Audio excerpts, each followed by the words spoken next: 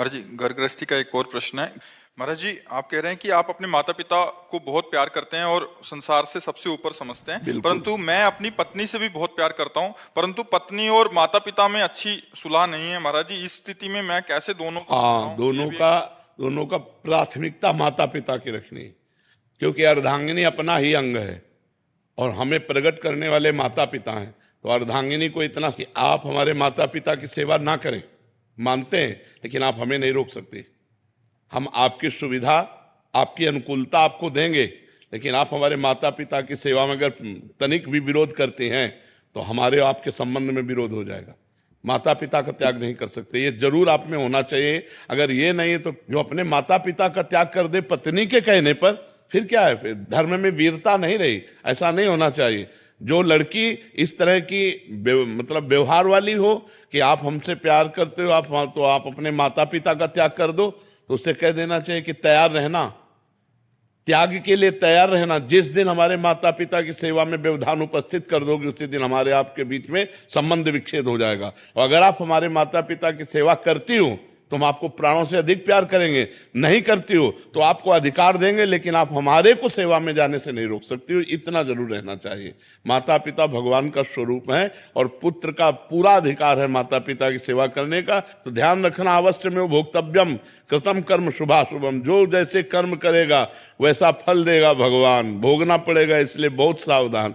तो कभी चूक मत कर देना, पत्नी के चक्कर में आकर अपने बूढ़े माता पिता को मारना पीटना या घर से निकाल देना, ऐसे कोई आचरण मत करना।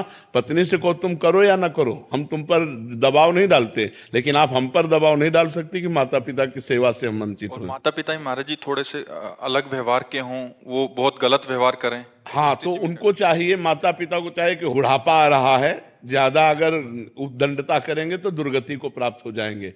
बहू बेटा को अपना बेटा और अपनी बेटी के समान चाहिए। थोड़ा प्यार का व्यवहार करें जिससे कम से कम उनको चाय और नाश्ता मिल जाए। अगर माता पिता करने लायक है और वो बहू बेटा से सेवा नहीं कराते हैं, बहू बेटा से ईर्ष्या करते हैं, तो बेटे को चाहिए कि दूर से देखता रहे, उनकी सेवा में भले न जाए। लेकिन जिस दिन वो ऐसी स्थिति को प्राप्त हो कि वो अपनी सेवा करने लायक ना हो, उस दिन वो गाली दें तो भी उनकी सेवा करनी चाहिए। माता पिता की तो भी सेवा करनी चाहिए, क्योंकि वो बुजुर्ग हैं, उनका दिमाग स्थिति 60-70 के बाद जो है मानसिक स्थिति बिगड़ जाती है। अगर वो गाली देते हैं, वो निंदा करते हैं, तो हमें ये बात नहीं माननी, हमें उनकी सेवा करनी है। और अगर वो स्वस्थ हैं, अपने आप सेवा कर लेते हैं, खा पी रहे हैं, तो दूर से देखता रहे, खा पी रहे, आनंद से है, कोई बात नहीं। अगर 2-3 बेटा है महाराज जी? हाँ, तो उनमें से सब बेटाओं को चाहिए कि अपने माता पिता की सेवा के लिए अगर हिस्सेदारी ले लें, तीनों क्रम बाई क्रम सेवा करें। अगर तीनों में से ना करें तो एक तो तैयार हो जाए। यार, बूढ़े माता पिता को खवाने से क्या कमी होती है? दाता तो भगवान है, खूब अच्छे से देते हैं।